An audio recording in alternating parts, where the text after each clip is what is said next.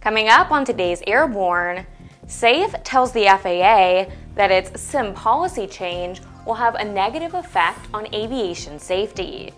Zenith Aircraft will continue in the SLSA business. And Zenith is now shipping its CH-750 Cruzer kits.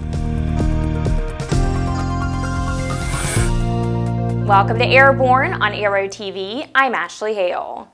The Society of Aviation and Flight Educators, known as SAFE, told the FAA last Wednesday that a proposed change in agency policy on letters of authorization for general aviation flight simulators will harm aviation safety and create a burden on the industry.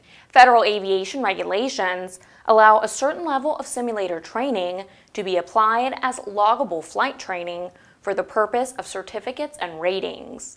However, because of the advancement of simulator technology, the FAA has been issuing LOAs to schools for more than 30 years, allowing them to apply more simulator training than specified in the regulations.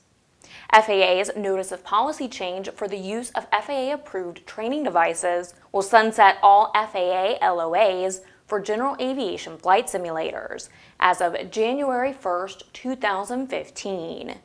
Doug Stewart, SAFE's executive director, said, quote, "The FAA should be encouraging better pilot training, not discouraging it. The extra simulator training hours allowed by these LOAs is invaluable. This proposed policy change will take away much of the incentive for pilots to improve their skills in a classroom rather than a noisy cockpit," end quote. SAFE's official comments asked the FAA to rescind its proposed policy change in the interest of safety. Here's some good news for those of you looking for a factory-built light sport aircraft. The Zenith Aircraft RV-12 will continue to be produced as a ready-to-fly airplane. Tom Patton has that story. The first batch of flyaway RVs was built in Synergy Air's Eugene, Oregon facility during 2013. By the start of 2014, 14 aircraft had been delivered. Van Grunsven said they wanted to see where the market for an SLSA RV-12 might be and found there were several. Airplanes have been delivered to private owners, flight schools, and even one to sporties who used it for their famous sweepstakes airplane. New RV-12s may be ordered in several colors and a choice of options including ADS-B, wheel fairings, and a 2-axis autopilot are available. Prices range from $115,000 to $123,000. Another RV-12 is scheduled to be delivered to its new owner at the Sebring Light Sport Expo on January 16th. Staff from both Synergy Air and Vans will be on hand, and demo rides may be arranged. For Airborne, I'm Tom Patton. Zenith Aircraft has begun shipping kits for its newest model, the CH-750 Cruzer. Introduced last April in Lakeland, Florida, the Cruzer is based on the popular STOL CH-750, but built for actual runways with smaller wheels and a new wing and tail design for higher cruise speeds. The kit is aimed at first-time builders using modern CAD and CNC technologies to ensure construction of the airframe with simple hand tools and minimal skills. Zenith offers builders training at its Mexico, Missouri factory. Zenith offers a half-dozen power plant options, complete with mounts and cowling. The prototype is powered by a 130 horsepower unleaded 350 IS engine, and it features the Dynon Skyview glass panel. The Cruzer is designed to be sport pilot eligible, cruises at 118 miles per hour, climbs at 1,200 feet per minute, and stalls at 39 miles per hour. ANN is just hours away from packing up our gear and heading for Sebring and the 2014 U.S. Sport Aviation Expo. As noted, Aero-TV, ANN, and our Sport Plane Resource Guide team will have plenty to do and show you from this year's event. We'll be producing stories every day for ANN, our daily Prop Wash newsletter, our daily Aerocast podcast, and quite a number of episodes of Airborne and Aero-TV. In other words, we're going to be very busy. ANN will also be presenting a number of forums during the event. Dr. David Jewell, a longtime advocate for greater expertise in sales and marketing for sport aviation companies, will be presenting a forum on Thursday, January 16th in Forum Area 3 at 10:45 a.m. Eastern Time. Dave has been a conspicuous advocate for greater aviation marketing education over a decade. In addition to Dave's Thursday presentation, ANN will present a Friday forum, again in Area 3 at 10:45 a.m., by LSA expert Earl Downs. It will address the realities of what is and what is not an LSA and what you can do with them in today's world. On Saturday, the entire ANN staff will be available for a sport plane Q&A in Area 3, again at 10:45. They'll be available to answer questions or comments on any sport plane topic presented by attendees. As previously announced, ANN will also be preparing a basic introductory guide to the sport plane industry, a sport plane resource mini guide. This will be available in ebook format free following our review of the offering at this year's event. Persons interested in receiving a free copy of the mini guide may request an EPUB, Kindle, or Adobe Acrobat version by emailing sprg-mini@aero-news.net. The 2014 edition of the Cable Airshow at Cable Airport in Upland, California may be the last if the FAA does not reverse its policy of charging hefty fees for air traffic control tower services during such events. Airport President Bob Cable said the airport had been billed $15,000 for air traffic control services for the 39th annual edition of the show. It's reported the event usually brings in about $30,000 to $40,000, which is all donated to aviation scholarships in the local community. Airshow organizers said that they were not notified of the fees until just before the show, and there is a provision that off-duty air traffic controllers may not cover the show. Cable Airport bills itself as the world's largest family-owned public-use airport. It was opened in 1945 by Dewey and Maud Cable, and it's presently owned and operated by their children and grandchildren. This same misuse of FAA power and authority was seen at EAA AirVenture in 2013, and it's becoming even more evident that general aviation is being targeted for further abuse. Murphy Aircraft Manufacturing announced last Thursday that the company is being offered for sale, hopefully to someone who can take the company to the next stage of development. Mr. Daryl Murphy, the company founder and president, said, quote, "After 30 enjoyable years running Murphy Aircraft Manufacturing, I am approaching retirement with the desire to spend more time with family and pursue other interests," end quote. Murphy Aircraft Manufacturing was founded in 1985 and is focused on the design and production of experimental light aircraft, having sold close to 2,000 aircraft kits in over 35 countries.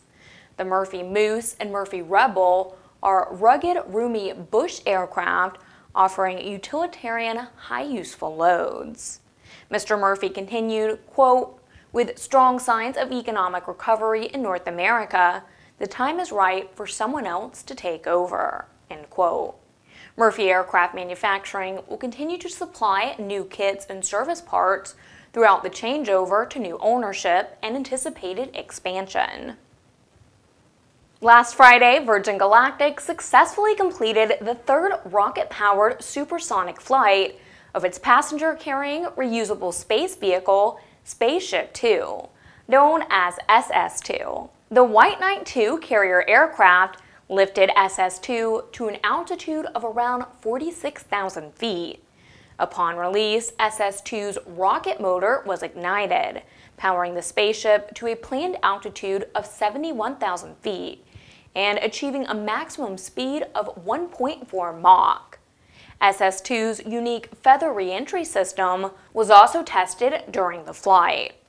Two important SS-2 systems, the RCS and thermal protection coating, were tested during the flight in preparation for upcoming full space flights.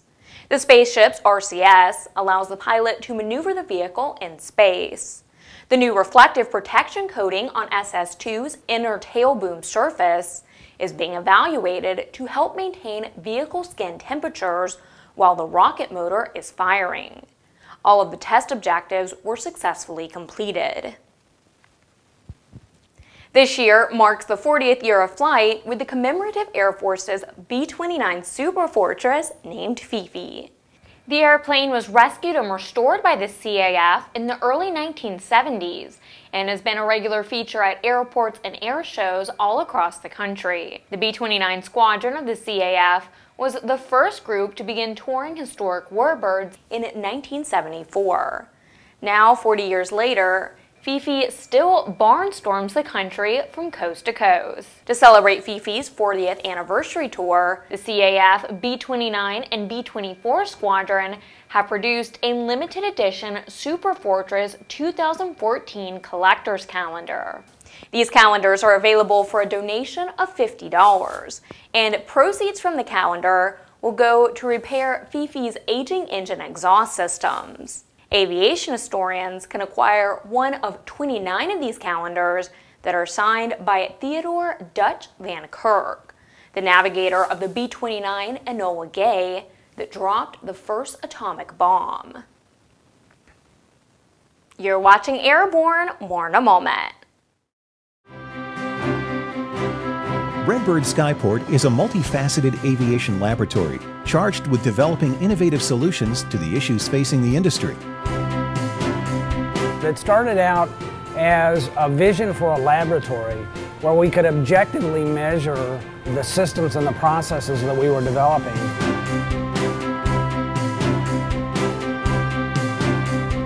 Being able to put some objective measures behind the anecdotal evidence that we have about the value of motion and the application of this technology is very, very important, because until we can objectively measure it and play that data back, we can't design training systems that make the best use of it.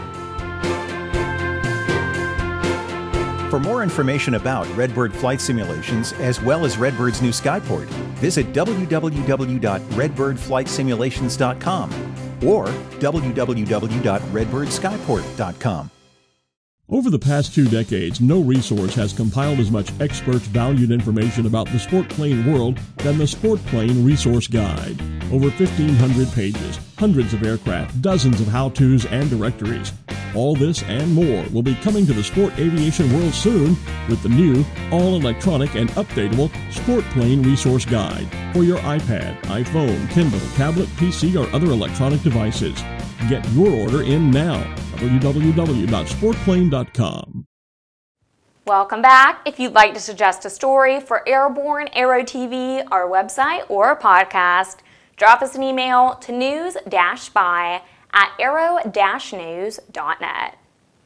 The long-awaited final rule for security at both domestic and foreign aviation repair stations is set to be put in place by the TSA after working its way through the government bureaucracy for nearly a decade.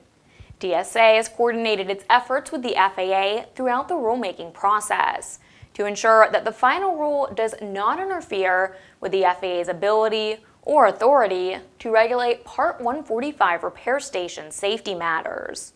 The rule was set to be published in the Federal Register yesterday.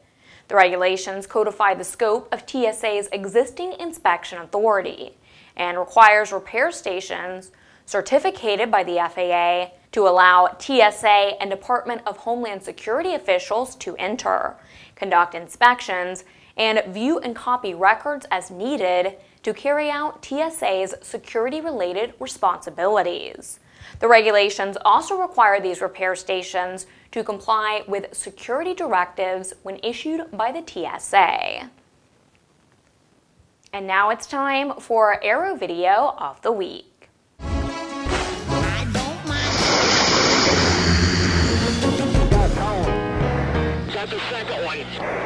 I got the second one on the nose. And now it's time for our Aero video of the week. In this week's video, we go back in time and see our Navy in action. This is the drama of real combat. Search Gulf of Sidra Incident 1989 on YouTube. The new AOPA has scheduled the biggest of the recently announced series of revitalized member events for October 4th, which happens to fall on the Jewish religious holiday of Yom Kippur. Quote, "It's like scheduling it over Easter weekend," noted one complainant. I mean, wow. At a time when AOPA memberships are plummeting and they're talking about wanting to do a lot of membership outreach, this seems a silly way to snub so many of their members, end quote. Simply stated, AOPA said that they had to consider all other aviation events and local events in the area, and they had no other choice. AOPA's Steve Hedges said, quote, "We assure members that we will do everything possible next year to avoid any conflicts," end quote. Be that as it may, many Jewish aviators are not amused, and several who indicated past support or membership in AOPA reported that they were rethinking such support for the future. ANN will continue to follow up on this story as it develops. Well, that's our program. Remember to get comprehensive, real-time, 24/7 coverage of the latest aviation and aerospace stories anytime at aero-news.net. Please remember, Airborne is streamed twice weekly and is always online, but stay tuned for a special announcement about our new schedule for this year. In the meantime, join us every Tuesday and Friday for a new edition of Airborne. And don't forget to tune in to Aero-TV this week for all the latest updates from Sebring. I'm Ashley Hale. Thanks for watching.